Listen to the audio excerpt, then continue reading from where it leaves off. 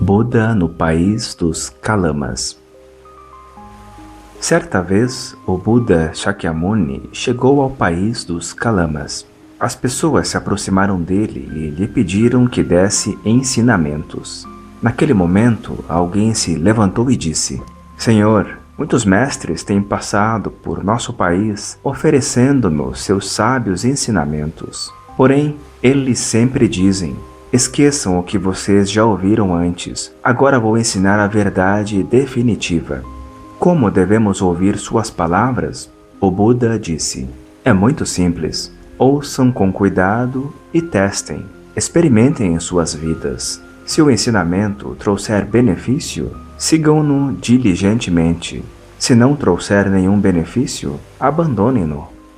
O Buda continuou: todos os seres buscam felicidade e querem se afastar do sofrimento. Se usamos como método de buscar felicidade matar outros seres, por exemplo, isso é interessante? Todos disseram: não, não. O Buda perguntou: e roubar é um método para encontrar a felicidade? Todos repetiram: não, não. O abençoado seguiu enumerando: conduta sexual inadequada, mentir, criar discórdia, agredir com palavras, falar inutilmente, ter aversão por outros seres, dar conselhos que resultem em sofrimento aos outros, ser avarento. E todos repetiram: não, não. Assim, todos concordaram que essas 10 ações são fontes de sofrimento e não de felicidade, e entenderam por que são chamadas de ações não virtuosas. O Buda então indagou: uma pessoa dominada pela ignorância pode ser levada a matar? Todos concordaram: sim, sim, abençoado. O Buda questionou: uma pessoa dominada pela ignorância pode ser levada a roubar? Todos concordaram novamente e responderam: sim, sim, abençoado. O Buda enumerou as 10 ações não virtuosas e todos concordaram que a ignorância poderia causar cada uma delas. Depois, o abençoado citou a avareza e o ódio, perguntando se poderiam causar uma a uma as 10 ações não virtuosas. A cada pergunta, os Kalamas responderam: sim, sim, abençoado. Ao final, o Buda explicou: essa é a razão pela qual a ignorância, a avareza e o ódio são chamados de os 3 venenos. São a raiz de todos os sofrimentos. Emoções perturbadoras. Causar mal aos outros talvez tenha um resultado vantajoso de curta duração, mas as consequências danosas são de 4 níveis: imediatas, de curta, média e longa duração. Não é que algum ser superior sinta-se afetado, nós é que nos sentimos imediatamente afetados. Quando praticadas, as 10 ações não virtuosas podem produzir vantagens aparentes, mas geram infelicidades imediatas e de curta, média e longa duração para quem as pratica e para as pessoas ao redor. Quando alguém pensa: seria bom que tal ser morresse, isso é sofrimento imediato. No momento em que pensa isso, ela dá ao outro ser o poder de perturbá-la. Ela se fixa na forma de percebê-lo como um ser perturbador que deve morrer. A curto prazo, a pessoa se torna sensível a toda menção, lembrança, sonho ou encontro com aquele ser. Em cada um desses eventos, ela se sente atingida e reage com amargor interno. A médio prazo, a pessoa pode desenvolver uma doença física. Pode manifestar também uma atitude herética que leve à violência, que a faça descrer da paz.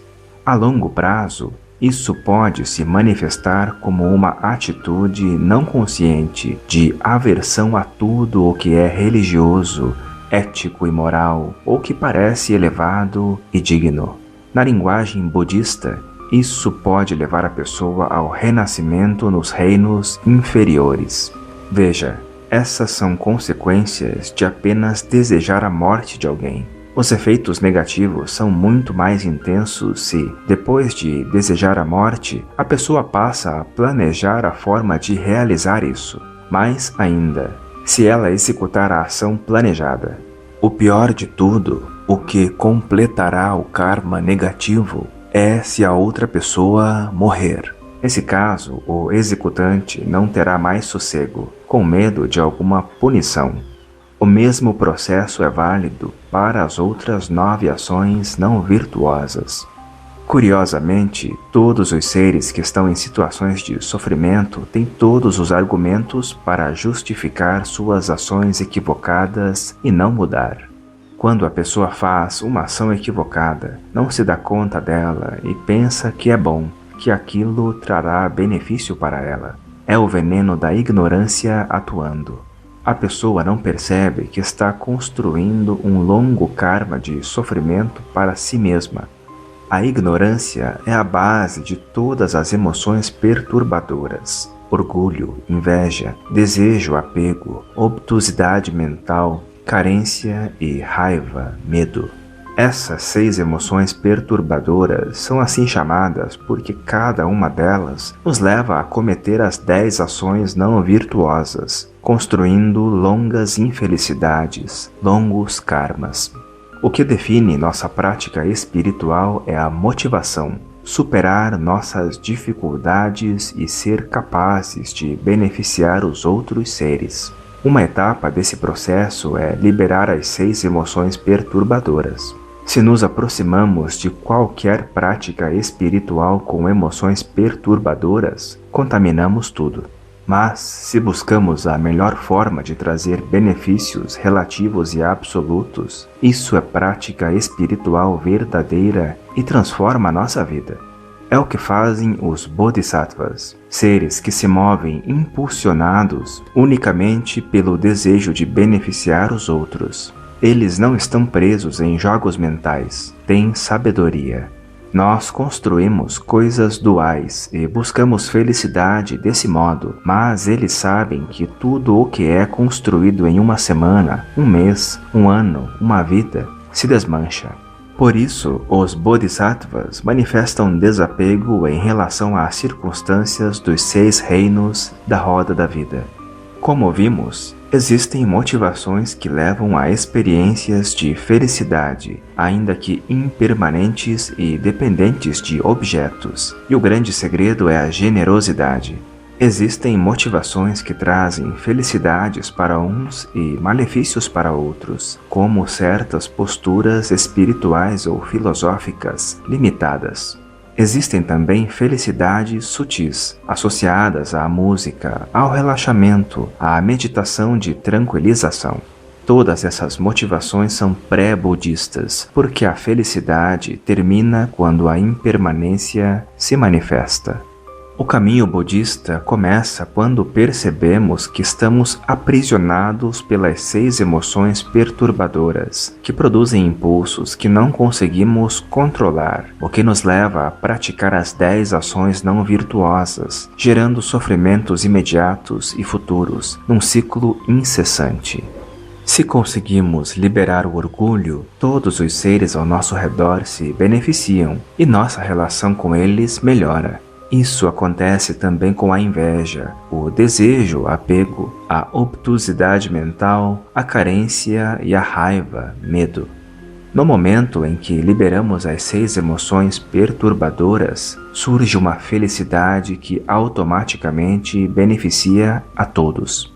Não é um benefício arrancado de alguém, ou algo que em seguida temos que devolver. Tampouco é impermanente, como o que podemos comprar ou fazer com o nosso trabalho. É um benefício que está além de vida e morte, espaço e tempo, esperança e medo.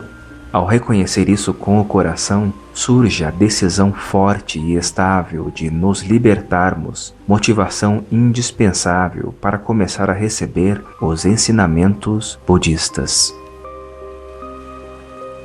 Níveis de motivação. Existem 3 níveis de motivação budista. No primeiro, buscamos gerar méritos e obter uma felicidade estável. Empenhamo-nos em eliminar as 6 emoções perturbadoras e desenvolver emoções positivas. Nessa etapa, a pessoa tem a atenção sobre si. Ela quer felicidade e não sofrimento. Como consequência, há um limite do que é possível avançar. Depois de praticar longamente sob essa perspectiva, a pessoa se dá conta de que todos os outros seres estão em situação idêntica e que o universo inteiro está submetido à impermanência, aos ciclos incessantes de felicidade e sofrimento. Ela desperta sua sensibilidade em relação aos outros, percebe que sua felicidade está ligada à sorte dos outros seres. Assim, a maturidade desse primeiro nível conduz ao reconhecimento dos ensinamentos que falam da inseparatividade de todos os seres e de todas as coisas. O segundo nível da motivação budista começa nesse ponto e se baseia na compaixão. Ampliamos o foco que estava apenas sobre nós mesmos e passamos a incluir os outros progressivamente. A compaixão já é prática da onisciência e liberdade da mente ilimitada. É extraordinário que alguém se ocupe com os outros.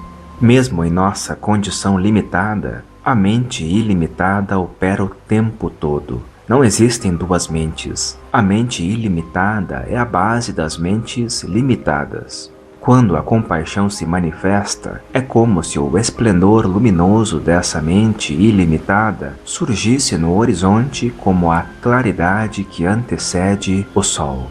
A compaixão é a primeira das 4 qualidades de valor incomensurável descritas pelo Buda, o desejo de que o outro se libere de suas dificuldades. No segundo nível, a prática de todas as 4 qualidades incomensuráveis é fundamental.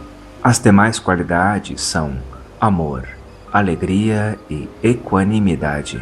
O terceiro nível de motivação é a percepção de que o local onde estamos, nossa natureza e tudo o que nos rodeia são perfeitos. É a prática da visão pura, o reconhecimento da natureza perfeita e verdadeira inerente a todas as aparências. Inseparatividade. É importante entender que o budismo visa a superação das raízes do sofrimento e ao estabelecimento de bases para a felicidade temporária e definitiva. Quando não temos sabedoria, as coisas ruins existem como experiências concretas, têm nome e forma. No caminho da liberação do sofrimento, o primeiro passo é descaracterizar a solidez da experiência de sofrimento. A raiva é uma das emoções que produz grande desconforto e ansiedade. Quando estamos sob o efeito dessa perturbação, ela parece surgir de forma natural e justa de dentro de nós, quase de forma independente. Entretanto, se examinamos sua manifestação, vemos que está sempre ligada a uma realidade circundante específica. Sempre justificamos nossa raiva ou perturbação, seja de que tipo for, pela descrição do que vemos ao nosso redor. A perturbação sempre parece justa e explicável. Conter-se não é uma solução definitiva. Não adianta criar uma tampa interna. Isso não elimina a perturbação, apenas a represa. A raiva fica lá dentro e pode vir a explodir como uma panela de pressão em algum momento. Para retirar o princípio energético das perturbações, é necessário utilizar a sabedoria da inseparatividade. Tudo aquilo que focamos é inseparável de nossos olhos. Esse é o ponto central do budismo. Quando estamos envolvidos em nossos sofrimentos e complicações, temos todo um contexto que valida a perturbação. Há um panorama, uma experiência mental de reconhecimento do mundo e de nós mesmos de um certo modo, e é somente na dependência desse panorama que a perturbação ocorre. No sentido budista, a felicidade sob condições também é uma forma sutil de perturbação para a qual temos ainda menos vigilância e defesa. Como as condições são sempre impermanentes, a felicidade condicionada é, portanto, impermanente, e dela brotará o sofrimento posterior.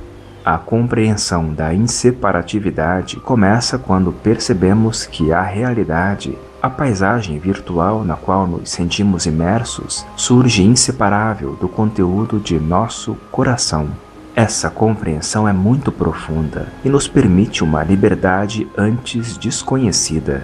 No momento em que viajamos para dentro e transformamos o conteúdo kármico de nosso coração, todo o universo externo muda. Quando somos filhos, vemos nossos pais de um jeito. Quando somos pais, eles adquirem uma face inteiramente nova. É surpreendente olhar ao redor com o reconhecimento dessa liberdade. Os seres que nos cercam são inseparáveis de nós e inseparáveis de nossos olhos e corações. Manifestam-se na forma de amigos ou inimigos. Costumamos pensar, a realidade da vida é assim. Logo, minhas ações devem ser deste e não daquele modo. Parece haver liberdade nisso, mas, na verdade, o reconhecimento da realidade externa de um modo específico condiciona as opções e determina impulsos. O que parece liberdade é apenas um movimento preso às condições virtuais automáticas, aparentemente sólidas, imutáveis, irremovíveis. Paisagens mentais.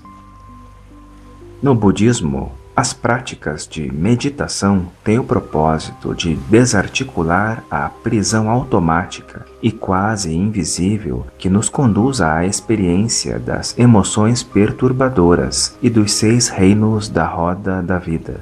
Somente recuperando a estabilidade, como os mestres que se movem com sabedoria e liberdade em qualquer circunstância, podemos prestar benefícios aos outros seres. É nesse ponto que reside toda a magia do budismo. O que experimentamos como uma realidade externa, na verdade surge inseparável de nossa estrutura kármica interna. Quando mudamos essa estrutura complexa, nossa paisagem sutil interna, a experiência de universo muda. Ao reconhecer isso, descobrimos-nos com liberdades de que nem suspeitávamos, liberdades aparentemente mágicas, incompreensíveis, surpreendentes, poderosas. Vemos que, ao optar por uma estrutura interna, surge uma experiência correspondente na forma de algo externo, e toda a complexa realidade circundante toma vida diante de nossos sentidos físicos. Olhamos um quadro que retrata um lago com um barco ao longe, sob o céu de fim de tarde, cheio de tons suaves. Brota uma emoção na mente. Apreciamos a paisagem do quadro. Mas onde realmente estão o barco e o pôr do sol que nos comovem? Ali há apenas tela e tinta. Aspectos que hoje parecem bons, amanhã não parecerão favoráveis, ainda que externamente sejam os mesmos. É a manifestação da impermanência no reconhecimento das coisas e do mundo. Surpreendentemente, ela atua também em relação ao passado. No passado tínhamos um futuro, hoje temos outro, e no futuro teremos uma outra visão de futuro. A impermanência toca passado, presente e futuro. As relações humanas, até mesmo nossas relações afetivas, estão na dependência dessas paisagens que atuam sem avisar e mudam por uma dinâmica própria. São elas que produzem todas as experiências de atração, separação e indiferença como felicidades e tragédias emocionais. Em nossa vida, há dias em que tudo parece torto. Quando você tiver essa experiência, procure sentar um pouco e respirar devagar e profundamente uma vez, uma única vez. Tudo muda. Nem mesmo os cientistas escapam disso. Eles olham tudo a partir da paisagem mental de suas teorias. Quando as teorias mudam, o universo inteiro muda. Mesmo seus universos são dependentes de crenças e suposições. quando as teorias e visões mudam, certezas desaparecem e novas liberdades se oferecem. Mesmo na ciência, as emoções, sofrimentos e alegrias surgem como ventos incontroláveis. Até o início do século XX, a visão clássica da física parecia definitiva. O colapso da física clássica originou a física quântica, com sua visão surpreendente.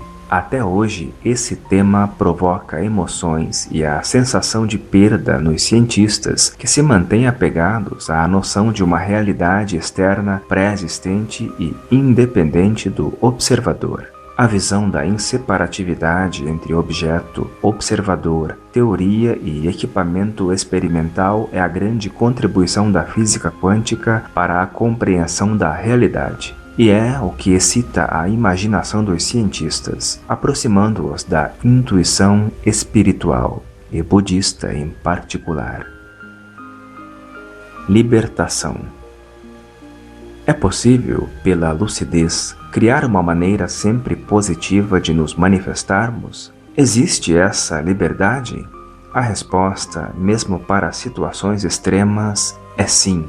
Motivado pela compaixão por todos os seres, o príncipe Siddhartha Gautama um dia sentou-se para meditação debaixo de uma grande figueira e invocou Mara, o senhor das ilusões, dizendo: "Vou derrotá-lo e destituí-lo de seu poder de confundir e perturbar as pessoas." Mara produziu muitas ações perturbadoras, atacando Siddhartha de várias maneiras. No entanto, ao se aproximarem, as flechas de Mara transformavam-se em flores, perfume e na luminosa aura dourada do Buda. Siddhartha Gautama desenvolveu a habilidade de olhar para as coisas com liberdade, além das marcas mentais, e por isso foi reconhecido como Buda, que significa liberto. Por repousar sobre o que não é construído, tornou-se imune à experiência de impermanência e ao karma que a origina. O que surge produzindo impulsos e nos faz ver as coisas de um jeito e não de outro, chama-se karma. O karma produz o impulso de ação. Pensamos que temos liberdades, mas é o karma que decide. Podemos decidir fazer ginástica às 6 da manhã, mas quando a hora chega, não conseguimos sair da cama. Decidimos uma coisa, mas o impulso surge por si mesmo, de um lugar oculto que nem suspeitamos qual seja, e nos leva a outra direção. Não adianta lutar contra isso, pois o impulso surge de novo e termina por nos dobrar. Não temos liberdade frente ao karma. Decidimos uma coisa, mas a decisão em si não tem força. Quando Siddhartha libertou-se de Mara, disse: "Libertei-me daqueles que foram meus senhores por incontáveis vidas, as disposições mentais e os agregados." Até atingir a iluminação, ele havia feito como nós fazemos, olhar as suas disposições mentais e agregados e os seguira, pensando: "Isto sou eu." Ao final, livre, tornou-se Buda. Quando repousamos no que é estável, não precisamos lutar. Podemos até dançar em meio às flutuações. Não é que a vida mude propriamente, mas nossos olhos determinam a experiência das coisas. Essa experiência de liberdade é o refúgio na condição de Buda. Há liberdade em meio às coisas do mundo, em meio às confusões. Sem isso, sempre buscamos segurança na lembrança de um colo de mãe ou de pai. Onde encontrar? Nunca conseguimos segurança. Todos os colos são inseguros e impermanentes. A proteção que podemos oferecer aos outros também é frágil, incerta. A natureza de Buda é estável, a verdadeira fonte de segurança e refúgio. A compreensão que brota dessa experiência é o Dharma. Nossa compreensão não é estável, porque nossos referenciais não são estáveis. Mas o Dharma é a sabedoria estável que brota dentro de nós, sempre que tomamos refúgio na estabilidade da natureza de Buda, a natureza não construída. Quando enfrentamos de modo repressivo os impulsos que nos conduzem a ações equivocadas, dizemos: quero vencê-los e me livrar disso. Mas o impulso é mais forte que nossa decisão e nos desgastamos. Existe uma história da mitologia grega que ilustra bem esse fato. Anteu, um gigante sanguinário, queria construir um grande templo com ossos humanos para homenagear sua mãe, Géia, a terra. Um dos trabalhos de Hércules, o herói em luta pela transcendência, era derrotar Anteu. Os dois se enfrentaram e suas forças eram equivalentes. Mas após um tempo, Hércules começou a cansar, enquanto Anteu continuava com vigor pleno. Palas Atena, protetora de Hércules, sussurrou-lhe que suspendesse Anteu do solo. A força de Anteu vinha da terra, sua mãe, a materialidade. No momento em que Anteu perdeu o contato com sua fonte de força, Hércules dominou-o facilmente. Anteu personifica as 6 emoções perturbadoras. Elas se encaixam com perfeição em nosso contexto, surgem naturalmente e são bem aceitas, ou seja, há um suprimento energético aparentemente ilimitado que as sustentam. Por exemplo, fazemos esforço para obter uma certa coisa. Ao obtê-la, ficamos orgulhosos, parece natural. Quando disputamos uma vaga com alguém, pensamos em pular na frente. Sempre desejamos algo e pensamos que isso é ótimo. Se alguém tenta invadir nosso território, sentimos que nada é mais normal que uma boa raiva. Esse aspecto terra é o que nos faz sentir vivos. Estamos completamente inseridos nisso. Ir de encontro a essa situação não adianta. Vamos cansar como Hércules. Temos que suspender Anteu. Sem desenvolver essa habilidade, seremos derrotados e, mais dia, menos dia, nossos ossos irão engrossar as paredes do templo onde se cultuam as fixações e karmas.